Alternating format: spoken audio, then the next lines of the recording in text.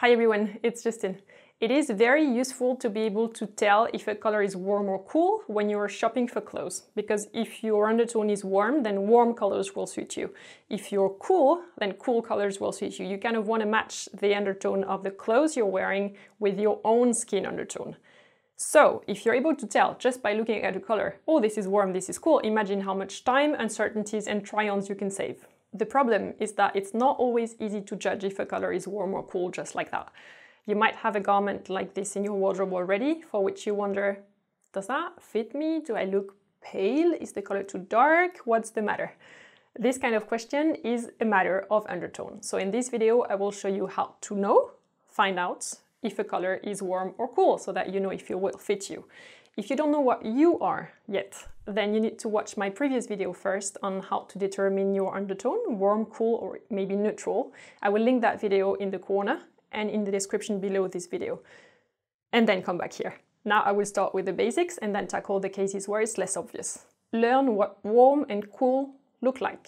On a color wheel, you see 3 primary colors, blue, red, and yellow, and 3 secondary colors in between, purple, orange, and green. If you split that wheel in 2 halves, you get a cool side and a warm side. Green, blue, and purple are cool, while red, orange, and yellow are the warm colors. My color wheel here has 12 colors instead of 6, but it works exactly the same way. 1 warm side, warm cool side. If you want, here you can pause and screenshot this screen for future reference.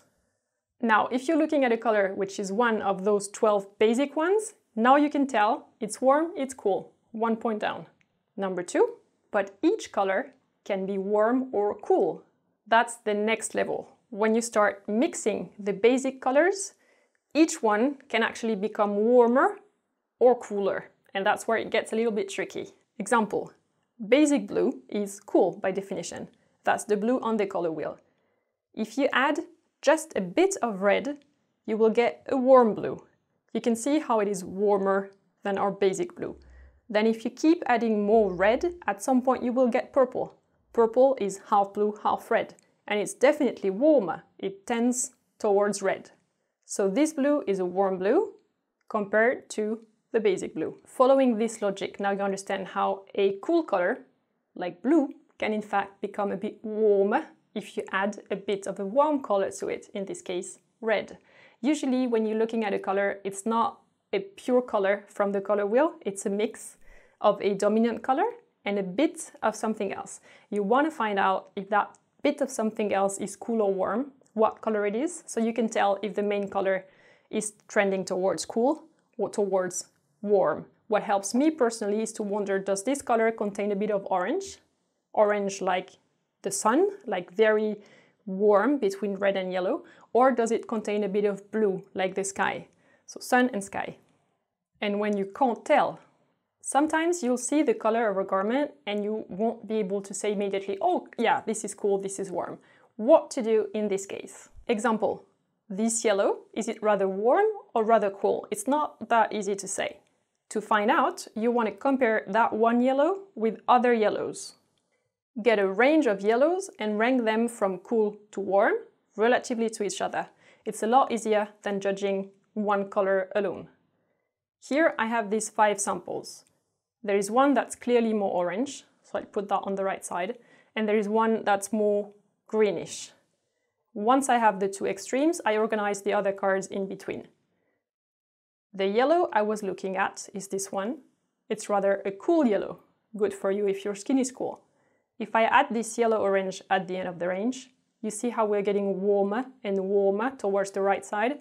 As I said, looking at a range is a lot easier than looking at just one color. Now, if you're shopping and you're in a store, you can do that same exercise physically. Take the garments off the racks to avoid being influenced by all the colors around it. Take it to the daylight, to the window, and compare your yellows. Or if you're shopping online, compare the garment you're looking at, possibly on a good screen that's good with color contrasts. Compare that yellow to the garments that you already own, or with the color wheel. The one that I showed you, mine is on Amazon, it's very cheap, I'll link it down below if you want to have a look. Number 4, what if you're comparing different colors now? So far I was comparing yellows. What if I'm comparing two completely different colors, like a blue, a green of different intensity? That's the hardest part. Example, is this color warmer or cooler compared to that one? They're actually both green. The left one contains more blue and the right one contains more yellow. How do I know? I will show you. On the left side, I'm adding cards trending towards blue. On the other side, I make the transition towards yellow. This way, you see that they don't belong to the same family at all. The left one is a cool green-blue. The right one is a warm green-yellow. And in case you were wondering whether the left one was a green or a blue in the first place, look, if I place just these two cards next to each other, my initial card is clearly greener, isn't it? Comparing colors is super helpful and always a lot easier than guessing a standalone color. Now I have two extra tips for you. One tip on daylight. Under artificial light, like typically in a store, you can't see colors properly. You need to take the garments next to the window to judge and see the colors as they really are. Same thing in changing rooms. Usually in there, the light is warm to make you feel cozy and good while you're trying things on. It's a purchase psychology argument. But you can't rely on the light in there either. Even if it looks white, it is not right. Tip 2, the eye likes balance.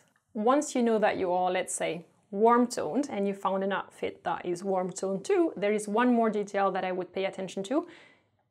In a whole warm outfit, I would add a little bit of the opposite, just for the eye, and that means a little bit of cool.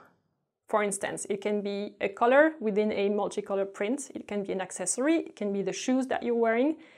It's gonna make your outfit pop out suddenly a lot more, and people are gonna wonder how you did it. It's just a matter of color combination between cool and warm. But make sure that what you're wearing around the face, the colors there, do fit your undertone. That's it for today. If you learned something new in this video, thumbs up. Thank you very much. And now you can go to your closet and practice. Do your clothes that you already own look cool or warm when you compare them with each other? With practice, you will see at some point you'll be able to tell very quickly. I will also link down below in the description two things: the video on how to determine your undertone if you've missed it, and a playlist of my videos about color. For instance, how to make an outfit pop more or look a bit more classy and discreet just by playing with the color palette. I hope you enjoy those extra videos. Look at the links down below. Don't forget to subscribe to this channel, and I will see you very soon again. New videos every Wednesday and Sunday. Until next time, take care. Bye!